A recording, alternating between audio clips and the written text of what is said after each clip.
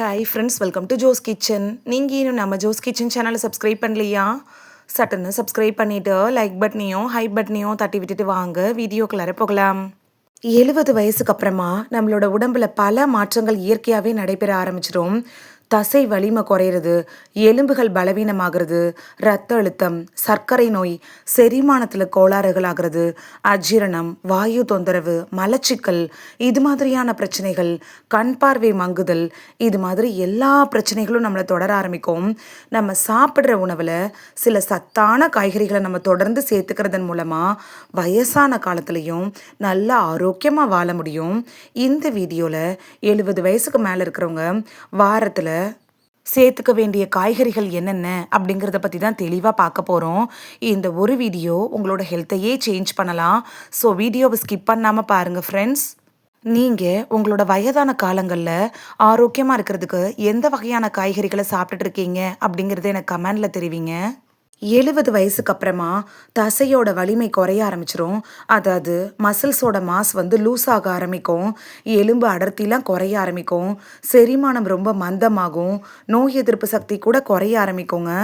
இரத்த நாளங்களில் ரொம்ப ஆரோக்கியம் நம்ம தேவைப்படும். இதயம் சார்ந்த பிரச்சனைகள் வர்றதுக்கான வாய்ப்புகள் இருக்கு. அதனால தான் விட்டமின்கள், தாதுக்கள், நார்ச்சத்துக்கள், ஆன்டி ஆக்சிடென்ட்டுகள் நிறைந்த உணவுகளை நம்ம சாப்பிடணும் அப்படின்னு சொல்றது. அப்படிப்பட்ட ஆரோக்கியமான ஊட்டச்சத்துக்கள் நிறைந்த உணவுகள் என்னென்ன அப்படிங்கிறத பார்த்துட்டு வந்துடலாமா? கேரட் அப்படிங்கிறது நம்மள பலருக்கும் தெரிஞ்ச காய்கறி தான். அதை சாப்பிட்டா ரொம்பவே ஆரோக்கியமானது, கண்களுக்கு ரொம்ப நல்லது அப்படின்னு நம்மளோட தாத்தா பாட்டிலாம் சொல்லி கேள்விப்பட்டிருப்பீங்க. இதில் பீட்டா கரோட்டின், விட்டமின் ஏ, நார்ச்சத்து, பொட்டாசியம் இது எல்லாமே அதிகமாக இருக்குங்க. இது கண் ஆரோக்கியத்துக்கு முக்கியமான ஒரு காய் அப்படின்னு கூட சொல்லலாம். அது மட்டும் இல்லாமல் நோய் எதிர்ப்பு சக்தியை பல மடங்கு அதிகரிக்கிறதுக்கும் கேரட் அப்படிங்கிறது ரொம்பவே யூஸ்ஃபுல்லாக இருக்கும். ஸ்கின்னை நல்லா க்ளோ ஆக்குறதுக்கும், ஹார்மோன் இம்பேலன்ஸை தடுக்கிறதுக்கும், பருக்கள் வராமல் தடுக்கிறதுக்கும், ஆல்ரெடி பருக்கள் வந்ததுனால வந்தக்கூடிய அந்த கரும்புள்ளிகள், கரு வளையங்கள் இதெல்லாம் சரி பண்ணுறதுக்கும் கேரட் எடுத்துக்கிறது உங்களுக்கு ரொம்பவே யூஸ்ஃபுல்லாக இருக்கும். ஒட்டு மொத்தமாக தோலோட ஆரோக்கியத்துக்கு மேம்படுத்துறதுக்கு கேரட் அப்படிங்கிறது உங்களுக்கு பெஸ்ட்டு சாய்ஸாக இருக்கும். செரிமானத்தை மேம்படுத்துறதுக்கு கூட கேரட் உதவியாக இருக்குங்க. இந்த கேரட்டை எப்படி சாப்பிட்டா பலன் கிடைக்கும் அப்படின்னு பார்க்கலாமா? பச்சையாக சாப்பிடலாம், சேலட்டு, சூப்பு, பொரியல், சாம்பார் இப்படின்னு டிஃப்ரெண்ட்டாக செஞ்சு சாப்பிடலாம். அப்படி கடித்து சாப்பிட பிடிக்காதவங்க ஜூஸாக கூட எடுத்துக்கலாம். கேரட்டும் பீட்ரூட்டு ரெண்டையும் சேர்த்து எடுக்கிற ஜூஸாக எடுக்கிறதா இருந்தால் வாரத்தில் 3 நாட்கள் மட்டும் எடுக்கணும். முருங்கைக்கீரையும் முருங்கைக்காயும் தாங்க. முருங்கைக்கீரை, முருங்கைக்காய் ரெண்டுமே ஒரு நல்ல உணவு. முருங்கைக்காயை விட முருங்கைக்கீரை தான் ரொம்ப சிறப்பானது அப்படின்னு நிறைய பேர் புரிஞ்சுக்க மாட்டாங்க. ரெண்டும் ஒன்று தானே அப்படின்னு நினைக்கிறாங்க. முருங்கைக்கீரை முருங்கைக்காயை விட பெஸ்ட்டு அப்படின்னு கூட சொல்லலாங்க. ஏன்னா முருங்கைக்கீரையில் இருக்கக்கூடிய ஊட்டச்சத்துக்கள் vitamin A, vitamin C, calcium, potassium, இரும்பு சத்து, நார்ச்சத்து அப்படின்னு நம்ம உடம்புக்கு தேவையான எல்லா ஊட்டச்சத்துக்களுமே இந்த முருங்கைக்கீரையில் நிறைவாக இருக்கிறதுனால தான் இது சூப்பர் ஃபுட் அப்படின்னு கூட சொல்கிறாங்க.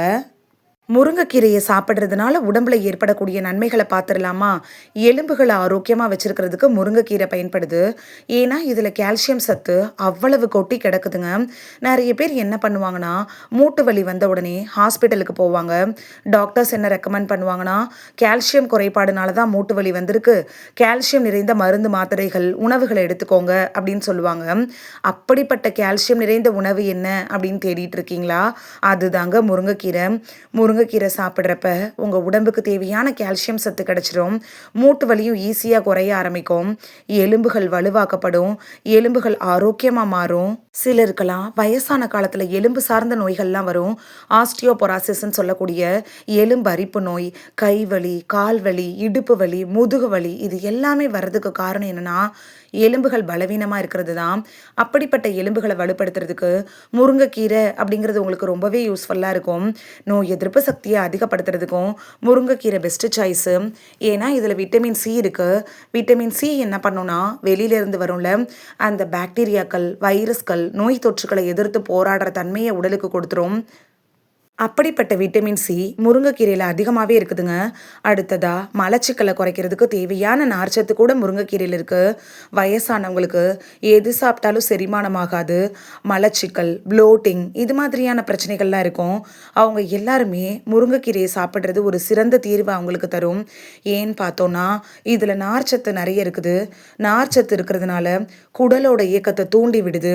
குடல்ல நச்சு கிழிவுகள், கழிவுகள், கெட்ட கொழுப்புக்கள் இதெல்லாம் படிஞ்சிருந்துச்சுன்னா, அத மறுநாள் காலையில மலம், சிறுநீர் வழியா வெளியில தள்ளுறதுக்கு இந்த முருங்கைக்கீரை அப்படிங்கிறது உங்களுக்கு உதவியா இருக்கும்.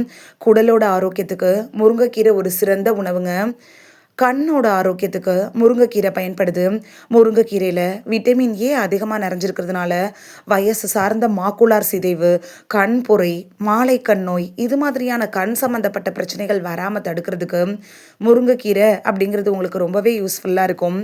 அதோடு மட்டும் இல்லாம, உடலுக்கு தேவையான தாதுக்கள், மினரல்ஸு, விட்டமின்ஸு இது எல்லாத்தையுமே முருங்கைக்கீரை அப்படிங்கிறது கட்டாயம் உங்களுக்கு அள்ளி கொடுத்துருங்க. 70 வயசுக்கு மேல இருக்கிறவங்க கட்டாயமா உங்களோட உணவுல முருங்கைக்கீரையை எடுத்துக்கணும். எப்படிலாம் எடுத்துக்கலாம் அப்படின்னு பார்க்கலாமா? முருங்கைக்கீரை கூட்டு, சாம்பார், சூப்பு, பொரியல், முருங்கைக்கீரை பொடி அப்படின்னு டிஃப்ரெண்ட்டாக செஞ்சு வாரத்துக்கு 2 முறையாவது எடுத்துக்கிறப்ப உங்களுக்கு நல்ல பலன் கிடைக்கும். நிறைய பேர் வயசானவங்களுக்கு முருங்கைக்கீரை சமைக்கிறதுக்கு ரொம்ப கஷ்டமாக இருக்கும்.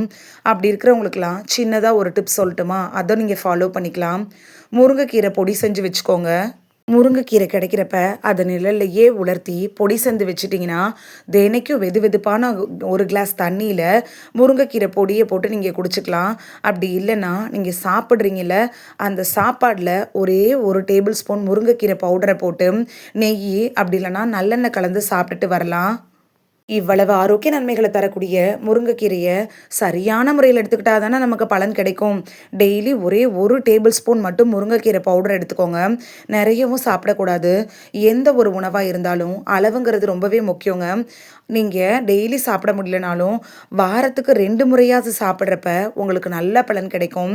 70 வயசுக்கு மேற்பட்டவங்க கட்டாயம் உங்களோட உணவில் சேர்த்துக்கக்கூடிய ஒரு பொருள் என்னன்னா அது முருங்கைக்கீரை தாங்க. ப்ரொக்கோலி உலகத்திலேயே மிகவும் சத்தான காய்கறிகளில் ஒன்று அப்படின்னு சொல்லக்கூடியது ப்ரொக்கோலி. இதில் நிறைய பேருக்கு தெரியாதுங்க. ப்ரொக்கோலியில் நிறைய ஊட்டச்சத்துக்கள் இருக்குது. Vitamin C, vitamin K, folate, நார்ச்சத்து இது எல்லா ஊட்டச்சத்துக்களுமே நம்ம உடம்புக்கும் எலும்புக்கும் ஆரோக்கியம் தரதுக்கும் முக்கியமான ஊட்டச்சத்துக்கள் தான். உடலோட இயல்பான நோய் எதிர்ப்பு செயல்பாட்டை அதிகரிக்கிறதுக்கு ப்ரொக்கோலியில் இருக்கக்கூடிய ஊட்டச்சத்துக்கள் அப்படிங்கிறது ரொம்பவே உதவியாக இருக்கும். நோய் எதிர்ப்பு மண்டலம் அப்படிங்கிறது ஒருத்தவங்களுக்கு வலுவாக இருந்துச்சுன்னா பல நோய்கள் வராமல் தடுத்துக்கலாம். அப்படிப்பட்ட நோய் எதிர்ப்பு மண்டலத்தை வலுப்படுத்தக்கூடிய ஊட்டச்சத்துக்கள் இந்த ப்ரொக்கோலியில் இருக்கு. செரிமானத்தை மேம்படுத்தும், மலச்சிக்கலை குறைக்கிறதுக்கும் ப்ரொக்கோலி அப்படிங்கிறது உங்களுக்கு ரொம்பவே யூஸ்ஃபுல்லாக இருக்கும். இதில் ஆன்டி ஆக்சிடென்ட்டுகள் கூட நிறைஞ்சிருக்குதுங்க. இவ்வளவு ஆரோக்கிய நன்மைகளை தரக்கூடிய ப்ரொக்கோலியை எப்படி பயன்படுத்தணும் அப்படின்னு பார்க்கலாமா? ஆவியில் வேக வச்சு சூப்பு, சாலட்டு இது மாதிரியாக நீங்கள் செஞ்சு சாப்பிடலாம். நம்ம காலை உணவோட இந்த ப்ரொக்கோலியை சாப்பிடலாம். மதிய உணவுகளில் காய்கறி எடுத்துக்கோம்ல, அதில் நீங்கள் கூட சேர்த்து சாப்பிடலாம். நைட்டு எடுத்துக்கிறதா இருந்தால் சூப்பு வடிவத்தில் எடுத்துக்கிறது ரொம்பவே நல்லது. பீட்ரூட் பீட்ரூட் அப்படிங்கிறது நம்மள நிறைய பேருக்கு பிடிக்காத காய்கறி அப்படின்னு கூட சொல்லலாம். சிலருக்கு பீட்ரூட் பிடிக்கவே பிடிக்காது. ஏன்னு பார்த்தீங்கன்னா அதோட இனிப்பு சுவை கூட இதுக்கு ஒரு காரணமாக இருக்கலாம். பீட்ரூட் சாப்பிட்டாலே ஒமட்டிட்டு வரும் அப்படின்னு சொல்லுவாங்க. இதில் போலேட், பொட்டாசியம், நார்ச்சத்து, நேச்சுரல் நைட்ரேட்டு இது எல்லாமே இருக்குதுங்க. நைட்ரேட் தான் பீட்ரூட்டை தனியாக ஒரு சிறந்த காய்கறி அப்படின்னு காமிக்கிறதுக்கு ஒரு உதாரணம் அப்படின்னு கூட சொல்லலாம். நைட்ரேட் இருக்குல்ல, அது நம்ம உடம்புக்கு ரொம்பவே முக்கியம். இயற்கையான நைட்ரேட்டுகள் உடலில் நைட்ரிக் ஆக்சைடாக மாறுது. இது இரத்த நாளங்கள் தளர்வாகிறதுக்கும் இரத்த ஓட்டத்தை சமநிலைப்படுத்துறதுக்கும் ரொம்பவே உதவியாக இருக்கும். நம்ம உடலில் கால்லேருந்து அதாவது தலையிலிருந்து கால் வரைக்கும் இரத்த ஓட்டம் சீராக இருந்துச்சுன்னா பல பிரச்சனைகள் வராமல் தடுத்துக்கலாம். அதுக்கு நீங்கள் பீட்ரூட்டை எடுத்துக்கலாம். அப்படி இல்லைனா பீட்ரூட் ஜூஸாக கூட நீங்கள் குடிக்கிறப்ப நல்ல பலன் கிடைக்கும்.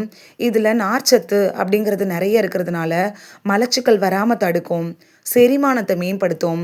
இந்த பீட்ரூட்டில் இருக்கக்கூடிய போலேட் இருக்குல்ல, இது செல்களை ஆக்சிடேட்டிவ் அழுத்தத்திலிருந்து பாதுகாக்கிறதுக்கு உதவியாக இருக்கும். அது மட்டும் இல்லாமல் பீட்ரூட்டில் இருக்கக்கூடிய ஆன்டி ஆக்சிடென்ட்டுகள் நம்ம உடம்பை ஆரோக்கியமாகவும் நோய் நொடி இல்லாமல் வாழ்கிறதுக்கும் உதவியாக இருக்கும். பீட்ரூட் ஜூஸ் குடிச்சிங்கன்னா ஸ்கின்னு நல்லா க்ளோ ஆக ஆரம்பிக்கும். அதுக்குன்னு டெய்லி குடிக்கக்கூடாதுங்க. வாரத்தில் 2 முறை அப்படி இல்லைனா 3 முறை மட்டும் எடுத்துக்கிட்டாலே போதும். பீட்ரூட் ஜூஸ் குடித்தோன்னா நமக்கு எனர்ஜி கிடைக்கும். அதனால தான் உடற்பயிற்சி செய்கிறவங்க, விளையாட்டு வீரர்கள் எல்லாருமே காலையில் பீட்ரூட் ஜூஸை குடிக்கிறாங்க. 70 வயதை கடந்த எல்லாருமே கட்டாயம் உங்கள் உணவில் சேர்த்துக்கக்கூடிய முக்கியமான காய்கறி அப்படின்னா பீட்ரூட்டை சொல்லலாம். இவ்வளவு ஆரோக்கிய நன்மைகளை இந்த பீட்ரூட் கொடுத்தாலும் ஒரு நாளைக்கு 1 டம்ளருக்கு மேலே பீட்ரூட் ஜூஸ் குடிக்கக்கூடாது. வாரத்தில் 3 முறை மட்டும்தான் எடுத்துக்கணும். அதுக்கு மேலே எடுக்கக்கூடாது. ஆல்ரெடி உங்களுக்கு சிறுநீரக கற்கள் பிரச்சனை இருந்துச்சுன்னா பீட்ரூட் ஜூஸை நீங்கள் அவாய்ட் பண்ணிடுறதே நல்லது. இருந்தாலும் நீங்கள் டாக்டர்கிட்ட அட்வைஸ் வாங்கிட்டு எடுக்கிறதா இருந்தால் எடுக்கலாம். இப்போ நான் சொன்ன காய்கறிகள் எல்லாத்தையுமே நீங்கள் வேக வச்சுட்டு தேவைப்பட்டுச்சுன்னா லைட்டாக எண்ணெய் ஊற்றி சமைச்சு சாப்பிட்றப்ப தான் உங்களுக்கு கூடுதல் பலன் கிடைக்கும். நீங்கள் எண்ணெயில் பொரித்து சாப்பிட்றப்ப இதில் இருக்கக்கூடிய ஊட்டச்சத்துக்கள் உங்கள் உடம்புக்கு போகாமல் போகிறதுக்கான வாய்ப்புகளே அதிகமாக இருக்குது. வயசானவங்களுக்கு ரொம்ப முக்கியமான காய்கறிகள் தான் இவை. ஆனால் இதை நீங்கள் டெய்லி ஒரே மாதிரி சாப்பிட்டுட்டு இருந்தீங்கன்னா போர் அடிச்சிடும். ஒரு வாரத்துக்கு 7 நாட்கள்னா மாற்றி மாற்றி இந்த காய்கறிகளை நீங்கள் எடுத்துக்கிறப்ப உங்களுக்கு போர் அடிக்காமல் இருக்கும். உங்கள் உடம்புக்கு தேவையான சத்துக்களும் இருக்கும். 70 வயசுக்கு மேற்பட்டவங்களுக்கு வரக்கூடிய எந்த பிரச்சனைகளும் இல்லாமல் சந்தோஷமாகவும் ஆரோக்கியமாகவும் உங்களோட வேலைகளை நீங்களே செய்யக்கூடிய அளவுக்கு பலன் தரக்கூடியதாகவும் இருக்கும். யாரெல்லாம் இந்த காய்கறிகள் எடுத்துக்கிறப்ப கவனமாக இருக்கணும் அப்படின்னு பார்க்கலாமா? பிளட் தின்னருக்காக மருந்து எடுத்துகிட்டு இருக்கிறவங்க, நாள்பட்ட நோய்களுக்காக ட்ரீட்மெண்ட் எடுத்துகிட்டு இருக்கிறவங்க மட்டும் டாக்டரை கன்சல்ட் பண்ணிவிட்டு அதுக்கப்புறமா நீங்கள் எடுத்துக்கலாம். மற்றபடி மற்றவங்கெல்லாம் எல்லாருமே எடுத்துக்கலாம். ஏன்னா இது இயற்கை நமக்கு கொடுத்துருக்க வரப்பிரசாதம் தான். எந்த ஒரு கெமிக்கல்ஸும் இதில் இல்லை. 60 வயசு, 80 வயசு, 90 வயசு, 100 வயசில் கூட நோயின்றி ஆரோக்கியமாக நம்மளோட முன்னோர்கள்லாம் வாழ்ந்திருக்காங்க. அதுக்கு முக்கிய காரணம் என்னன்னு பார்த்தீங்கன்னா அவங்க இது மாதிரியான சத்தான காய்கறிகள், உணவுகள், பழங்கள் எடுத்துக்கிறதோட மட்டும் இல்லாமல் சில பழக்க வழக்கங்களையும் ஃபாலோ பண்ணியிருக்காங்க. அது என்ன அப்படிங்கிறத பார்த்துடலாமா? ஒரு நாளைக்கு கட்டாயமாக 3லேருந்து 4 லிட்டர் தண்ணி குடிக்கணும். நைட்டு மட்டும் 7லேருந்து 8 மணி நேரம் தூங்கணும். மதியானம் தூங்கிட்டோமே, நைட்டு பாதி நேரம் தூங்கினா போதுமான்னு கேட்டிங்கன்னா கட்டாயம் கிடையாதுங்க. மதியானம் தூங்குறத கூட நீங்கள் அவாய்ட் பண்ணிடுங்க. நைட்டு கட்டாயமாக 7லேருந்து 8 மணி நேரம் தூங்கணும். சின்ன சின்ன எக்ஸசைஸ் செய்யணும். 70 வயசு ஆயிடுச்சே, இனிமேல் நம்ம நடக்க வேணாம், அப்படியே உட்காந்துக்கலாம்னு நினச்சிங்கன்னா நடக்கிற எண்ணமே உங்களுக்கு வராது. எல்லாமே மறந்து போய் எலும்புகள், கால்கள்லாம் பலவீனமாக ஆரம்பிச்சிடும். மெதுவாக நடங்க. சின்ன சின்ன சேர் எக்ஸசைஸு, கையை உயர்த்துறது, கால்களை உயர்த்தி இறக்குறது, இது மாதிரியான எக்ஸசைஸை ஃபாலோ பண்ணுங்கள். காலை வெயிலில் ஒரு 10 நிமிஷமாவது நில்லுங்க. அப்போ தான் உடம்புக்கு தேவையான விட்டமின் டி கிடைக்கும். விட்டமின் டி தான் என்ன பண்ணுன்னா, நம்ம சொன்னோம்ல, இந்த காய்கறிகளில் இருக்கக்கூடிய ஊட்டச்சத்துக்களை நம்ம உடம்பு உறிஞ்சுறதுக்கு ரொம்ப உதவியாக இருக்கும். அப்படிப்பட்ட விட்டமின் டியை சூரிய ஒளி நமக்கு ஃப்ரீயாக ஈஸியாக கொடுத்துருங்க. அப்படி உங்களுக்கு சூரிய ஒளியில் நிற்க பிடிக்கல அப்படின்னா முட்டையோட மஞ்சக்கரு, காளான், இது மாதிரியான உணவுகளை எடுத்துக்கிறப்ப விட்டமின் டி கிடச்சிரும். புரோட்டீன் நிறைந்த உணவுகள் அப்படின்னு சொல்லக்கூடிய பருப்பு வகைகள், சிக்கன், மட்டன், பாசிப்பயிறு இதெல்லாம் எடுக்கிறப்ப புரோட்டீன் கிடச்சிரும். இந்த உணவுகளெல்லாம் நீங்கள் எடுத்துக்கிட்டிங்கன்னா 70 வயசுலையும் ஆரோக்கியமாக இருக்கலாம். இந்த வீடியோவில் 70 வயசுக்கு அப்புறமா கட்டாயம் சாப்பிட வேண்டிய உணவுகள் என்ன, பின்பற்ற வேண்டிய பழக்க வழக்கங்கள் என்ன அப்படின்னு எல்லாத்த பற்றியும் தெளிவாக பார்த்துருக்கோம். இது உங்களுக்கு ரொம்ப யூஸ்ஃபுல்லாக இருந்திருக்கும் அப்படின்னு நான் நம்புகிறேன். இந்த வீடியோவை பார்த்துட்டு இருக்கிறவங்களுக்கு எத்தனை வயசு அப்படின்னு கமெண்டில் தெரிவிங்க. இந்த வீடியோ உங்களுக்கு பிடிச்சிருந்துச்சுன்னா லைக் பட்டனையும் ஹை பட்டனையும் தட்டி விடுங்க. இது உங்கள் ஃப்ரெண்ட்ஸுக்கு பயன்படணும் அப்படின்னு நினச்சிங்கன்னா ஷேர் பண்ணி விடுங்க. நிறைய பேர் சப்ஸ்கிரைப் பண்ணாமல் பார்க்குறீங்க ஃப்ரெண்ட்ஸ். நீங்களும் சப்ஸ்கிரைப் பண்ணிவிட்டு பார்த்தா நமக்கு பவர் கிடைக்கும். நீங்கள் சப்ஸ்கிரைப் பண்ணிவிட்டு பார்க்குறது இது மாதிரியான வீடியோக்கள் தொடர்ந்து போடுறதுக்கு எங்களை மோட்டிவேட் செய்கிற விதமாக அமையும் ஃப்ரெண்ட்ஸ். சப்ஸ்கிரைப் பண்ணுறதோடு மட்டும் இல்லாமல் பக்கத்தில் இருக்க பெல் ஐக்கானை கிளிக் பண்ணி ஆளுங்கிற ஆப்ஷனை கிளிக் பண்ணி வச்சிட்டிங்கன்னா நாங்கள் வீடியோ போட்ட உடனே நோட்டிஃபிகேஷன் உங்கள் செல்ஃபோனை வந்தடையும். நாளைக்கு வேறொரு ஆரோக்கியமான பதிவில் சந்திக்கலாம். தேங்க்யூ, பாய்.